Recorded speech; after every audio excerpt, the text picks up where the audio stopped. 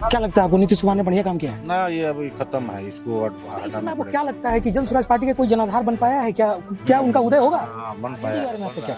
नहीं, वो तो आरजेडी को दोबारा फिर नहीं लाएंगे, वैसा दुनिया पिछला मैंने इतिहास हम लोग नहीं देखना चाहते, जो कल बीत गया है। लेकिन एनडीए गठबंधन, एनडीए का गठबंधन भी हम लोग नहीं देखना चाहते। थोड़ा इधर आ जाइए। एनडीए का गठबंधन भी हम लोग नहीं देखना चाहते। यानी आप लोगों ने पूरी तरीके से जन स्वराज के लिए मन बना लिया है। जन स्वराज को मानते थे कि नीतीश कुमार गड्ढे से हम लोग को लोगों के लिए निकाले। क्या धारा 370 कोई मुद्दा है इस चुनाव में? नहीं। धारा 370 की कोई मुद्दा नहीं। नमस्कार, जैसा कि आप सभी जानते हैं, द रूट्स न्यूज़ की टीम बिहार भ्रमण पे निकली हुई है। हम बिहार के 38 जिलों का भ्रमण करेंगे और अभी हम पश्चिम चंपारण में हैं। यहाँ हम लोगों से बात करेंगे और ये जानने की कोशिश करेंगे कि पश्चिम चंपारण में वो कौन से स्थानीय मुद्दा हैं जो अभी तक जिसका समाधान नहीं किया जा सका है, किन किन क्षेत्रों में यहाँ विकास हुआ है और कौन से क्षेत्र शेष रह गए हैं। तो चलिए हम यहाँ के लोगों से बात करते हैं। द रूट्स न्यूज़ में आपका स्वागत है। आप अपने बारे में कुछ बताइए, आपका नाम क्या है और आपका घर कहाँ है? देखिए, हमारा नाम पप्पू चौरसिया हुआ और मैं गांधी आश्रम विद्यारवा का स्थायी निवासी हूँ। अभी यहाँ मेन प्रॉब्लम है, देखिए, आज़ादी का फर्स्ट जगह जहाँ से आंदोलन शुरू हुआ, आज़ादी मिली, लेकिन यहाँ थीम पार्क बना। थीम पार्क 22 करोड़ की लागत से बना, आज तक भी अधूरा है। पूरे पंचायत में लाइटिंग की व्यवस्था की गई थी, ये आज तक नहीं जला। ये प्रॉब्लम है। और यहाँ दूसरा प्रॉब्लम यह है कि इस सरकार में सबसे ज़्यादा ब्लॉक लेवल पर घुस बाजारी है। कोई अगर जाता है खेत संबंधित कोई कागज काम कराने, तो वहाँ पे राजस्व विभाग के कर्मचारी जितने भी हैं वो अपना पूरा डोनेशन की बात करते हैं, बिना डोनेशन का कोई काम नहीं करता है। पुलिस प्रशासन में जाइए तो वहाँ भी आपका बिना डोनेशन का कोई अगला काम नहीं कर रहे हैं। और पलायन जो है चरम सीमा पे है, यही हमारा देखने से मिल। अच्छा, यहाँ आप बताइए कि यहाँ पे रोजगार के लिए क्या यहाँ पे कोई बहुत बड़ा उद्योग है जहाँ लोगों को रोजगार मिल सके? जी नहीं, देखिए, यहाँ पश्चिमी चंपारण जो बेतिया शहर है, तो वहाँ उसके बगल में एक कुमार बाग है। वहाँ पे एक स्टील प्लांट का कंपनी बैठा।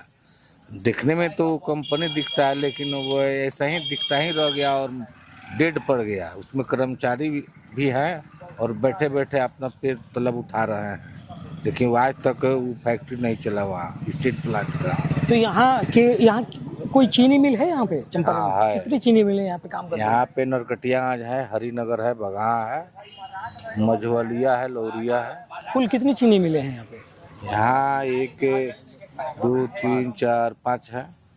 तो सिर्फ चीनी मिल के हो जाने से तो काम नहीं चल सकता है। नहीं। तो बाकी के लोग रोजगार के लिए क्या करते हैं? क्या दूसरे राज्य में जाते हैं? देखिए, सबसे बड़ी समस्या ये, देखिए, किसान क्षेत्र वाला जगह है।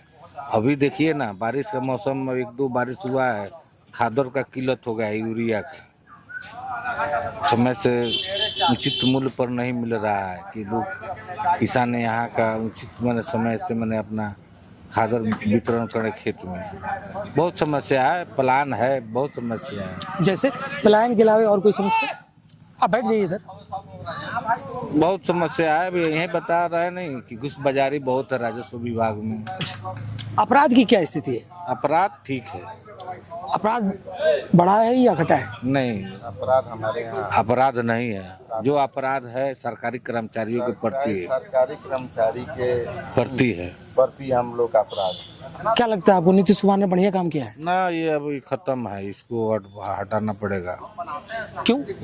ना, इसके लायक नहीं है वो। एक तो शुरू में ठीक थे और 2 बार 3 बार जो इधर उधर भटक रहे हैं ना, उसमें मान लीजिए आम जनताओं का समय खर्चा हो रहा है, पैसा खर्चा हो रहा है, उचित समय से विकास नहीं हो रहा है।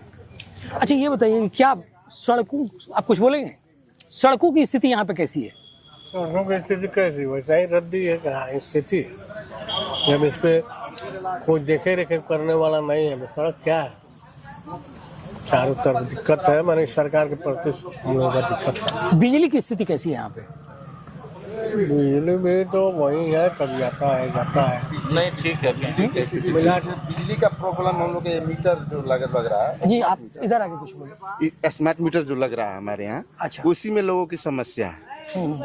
ठीक है, उसमें ये समस्या है कि जो पुराना बिल है उसका जो बकाया जो राशि है, सरकार उसका एक तो निचोड़ निकालती, उसका एक तो इंटरनेट पे उसका जिसके नाम से वैल्यू सब निकाल कर उसके बाद बिजली की जो व्यवस्था है सुधारती, तो बिजली में कुछ लोगों की समस्या हल होता। इसमें बिजली का स्मार्ट मीटर है, कोई बोल रहा है कि हमारे यहाँ 1 लाख रुपए का बिल आ रहा है, कोई बोल रहा है 2 लाख का बिल आ रहा है, कोई बोल रहा है 50,000 का बिल, सब पुराना बिल पेंडिंग में पड़ा हुआ है। ये पेंडिंग पड़ा हुआ किस आधार पर पड़ा हुआ है, किस कारण पड़ा हुआ है, किसके जो गरीब है तब तक के लोग हैं उनके ऊपर नहीं 40,000 50,000 रुपए का बिल दिख रहा है। तो आप ये कहने की कोशिश कर रहे हैं कि जो पुराना बिजली है उसका कुछ समाधान नहीं हो रहा है और स्मार्ट मीटर से बिल आप पेड करके जला रहे हैं और उसका चक्रवृद्धि ब्याज जोड़ के आ रहा है। अच्छा ये बताइए कि जमीन सर्वे चल रहा है, जमीन सर्वे को लेकर आप लोगों को कोई दिक्कत है या कोई परेशानी? सर्वे ठप पड़ा हुआ है। अभी हमारे यहाँ सर्वे नहीं हो रहा है। जी अभी हमारे यहाँ सर्वे नहीं हो रहा है। अच्छा, तो अभी 20 साल से नीतीश कुमार है, ऐसा कौन सा काम है जो लगता है आपको कि उन्होंने ठीक किया है? 20 वर्षों में आपको कौन से काम? 20 वर्षों में रोड ठीक किए हैं, बिजली ठीक किए हैं, एक एक करके देखिए बिजली ठीक कर दिए हैं, रोड ठीक कर दिए हैं और अपराध पर निरंतर कर दिए, ठीक कर दिए। और शिक्षा, स्कूलों की स्थिति कैसी? शिक्षा चरम सीमा पर है, शिक्षा सही नहीं हुआ है। शिक्षा में मास्टरों की जो समस्या है वही समस्या सबसे बेहाल है। आज कोई स्कूल में जाइए, प्राइमरी स्कूल में जाइए, कोई भी मैडम हो चाहे सर हो चाहे कोई हो, उनका जो पढ़ाने का जो तरीका है वो अभी तक नहीं बदला है हमारे यहाँ, उसमें कोई बदलाव नहीं है। तो इस बार एक पार्टी आई हुई है जन स्वराज पार्टी और प्रशांत किशोर ने यहाँ से पद यात्रा शुरू किया था 2 अक्टूबर से मेरे ख्याल से, और वो कह रहे हैं कि अगर मेरी 130, 40 या 150 सीट भी आती है तो मैं अपनी बहुत बड़ी हार मानूंगा। तो इस समय आपको क्या लगता है कि जन स्वराज पार्टी का कोई जनाधार बन पाया है क्या उनका उदय होगा? बन पाया है, बन रहा है उसका। देखिए कहने का मतलब यहाँ 2 पार्टी है क्षेत्रीय, एक राजद है और एक नीतीश है, तीसरा है बीजेपी जो बाहर का है। तो बीजेपी का यहाँ फुल सत्ता भविष्य में मिलने वाला नहीं है। तो कहने का मतलब एक क्षेत्रीय पार्टी में नए तरीके से उभरे हुए प्रशांत किशोर कर्म कर रहे हैं, यहीं से पदयात्रा किए थे और कर्म अगर लग जाता है आम जनताओं के बीच, अगर अच्छा दिखता है उनका, तो सबसे बढ़िया विकल्प है उनको लाना। तो आपको क्या लगता है इस बार कुछ अलग होने वाला है या फिर से ही वो जो पुराना पैटर्न चला आ रहा है उसी आधार पर सरकार बटेगा? ये अलग होने के लोग तो सोच रहे हैं कि कुछ अलग कर दिया जाए और पुराने वाले को हटाया जाए। अब यहाँ तो मान के चलिए हमारे यहाँ प्रशांत किशोर है, अब प्रशांत किशोर को हम लोग देने वाले हैं, सब बात है। तो आपको कैसा लगता है कि प्रशांत किशोर आएंगे और अचानक से सब चीज बदल देंगे आपके अंदर? नहीं बदलेंगे, 5 साल में देख लिया जाएगा, 5 साल में इनको भी लात मार दिया जाएगा। ये तो कहने के मतलब आम जनता का हाथ की बात है।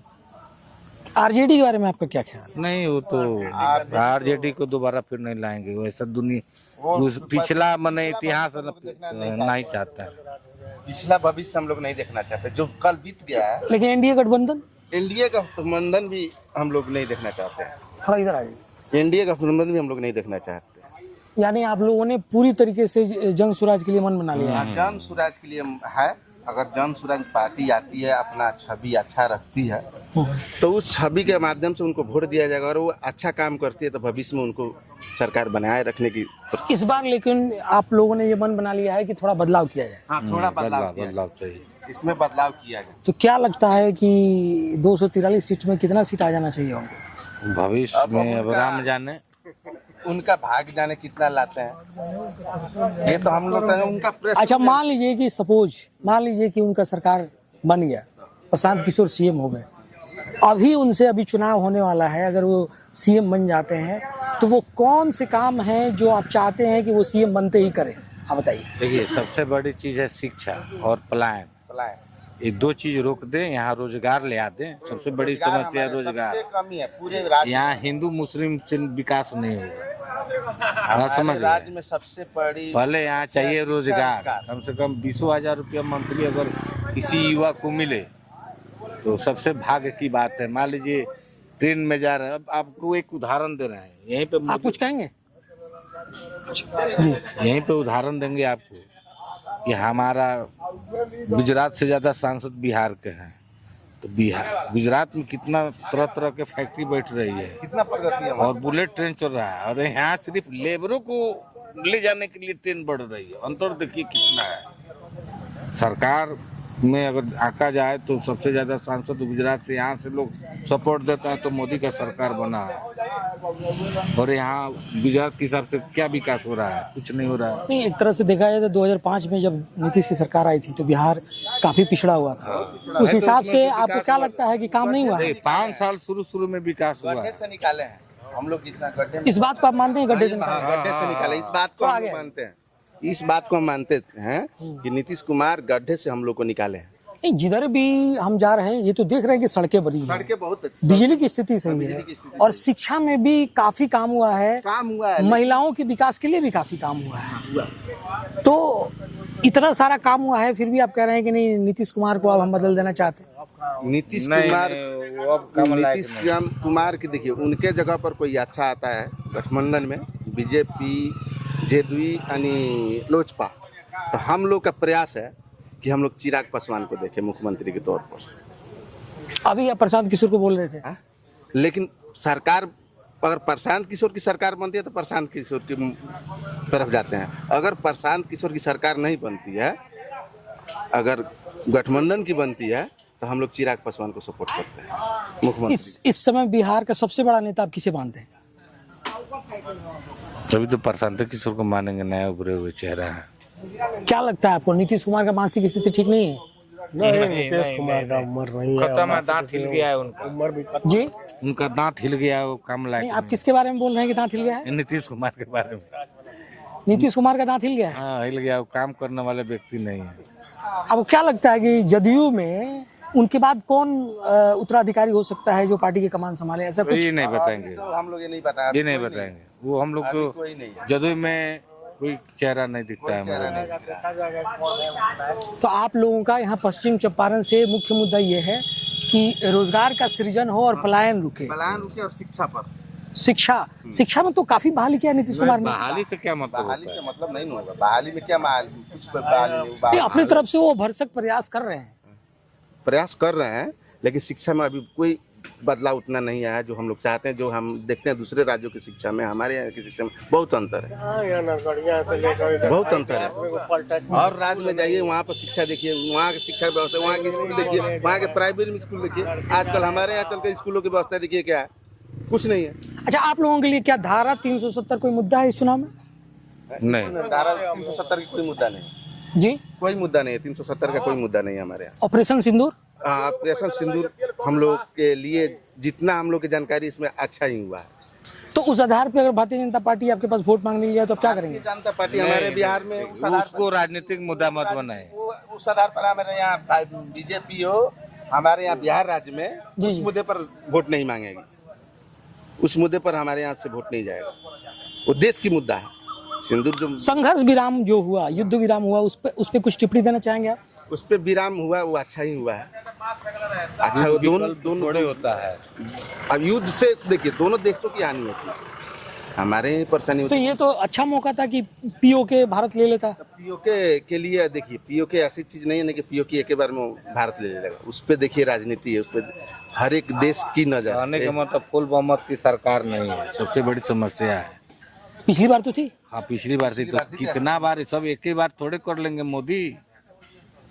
अरे आहिस्ते आहिस्ते न करेंगे। मान लीजिए राम का तो आपके कहने का मतलब है कि धारा 370 ऑपरेशन सिंदूर ये केंद्रीय मसला है, केंद्रीय मसला। ये विदेश नीति है, इससे हम लोगों को कोई खास मतलब नहीं है। यहाँ विधानसभा चुनाव में स्थानीय मुद्दा हावी रहे। हाँ, स्थानीय मुद्दा आ गया हमारा। स्थानीय जो मुद्दा है, हम लोग यही मुद्दा पर वोट डालेंगे, किसी भी पार्टी को देंगे। मान लीजिए चोरी करेगा उसको तो सजा मिलवे करेगा। मान लीजिए पाकिस्तान के लोग गलत किया है तो उसको तो सजा मिलना ही चाहिए। अब इस मैटर को आप चुनावी मुद्दा बनाइएगा तो ये तो गलत बात है। तो इस वक्त, और आप लोग कुछ कहना चाहेंगे? तो इस वक्त हम लोग पश्चिम चंपारण में सबसे मौजूद बढ़िया थे। मुद्दा आप उठाइए, ये अधूरा पड़ा हुआ है, गांधी जी का जगह है। अच्छा, देख लीजिए, यहाँ फुहारा वाला सिस्टम है, सब डेड है। सब डेट है। ये लाइट देखिए 4 गांव में, पूरे पंचायत में है, लेकिन कौन, रुको यार, रुको जी, ये लाइट जो है पूरे पंचायत में 4 गांव में है, डेड पड़ा हुआ है। और देख लीजिए यहाँ बड़ा बड़ा लाइट के वहाँ सुविधा है, 4 गो लगा है जगह जगह, ये सब डेट पड़ा हुआ है। सब डेड पड़ा हुआ है। और वो जो है पार्क है, थीम पार्क है, और आपके कहने का मतलब है जो वहाँ फाउंटेन लगा हुआ है सब अधूरा पड़ा वो सब अधूरा पड़ा हुआ है। और कितने करोड़ का बजट आया था यहाँ पे? 22 करोड़ का बजट और कुछ भी काम नहीं हुआ है ना, काम हुआ है, हाँ, अधूरा हुआ है। अधूरा हुआ है। और तो- कोई सरकारी कर्मचारी तो बहाल इस नहीं हुआ। वक्त हम लोग पश्चिम चंपारण जिले में थे और यहाँ के स्थानीय लोगों से बात कर रहे थे कि इस बार विधानसभा चुनाव में उनका क्या मुद्दा है। तो यहाँ के लोगों का ये कहना है, अभी हम भितिहरवा में हैं, लोगों का यहाँ कहना हुआ है कि यहाँ पे जो गांधी आश्रम के पास थीम पार्क बनने के लिए 22 करोड़ का बजट पास हुआ था, तो थीम पार्क अभी तक पूर्ण रूप से बन नहीं पाया है, अधूरा है। और लोगों का यहाँ कहना है कि नीतीश कुमार के गवर्नमेंट में शुरुआती 5 वर्षों में बहुत बढ़िया काम हुआ, सड़कों की स्थिति ठीक है, बिजली ठीक है, शिक्षा में थोड़ा बहुत सुधार हुआ है, लेकिन शिक्षा में भी बहुत कुछ करने की गुंजाइश बाकी है। लेकिन इनके लिए मुख्य चुनावी मुद्दा जो है वो पलायन है और रोजगार है। देखते रहिए द रूट्स न्यूज़। नमस्कार।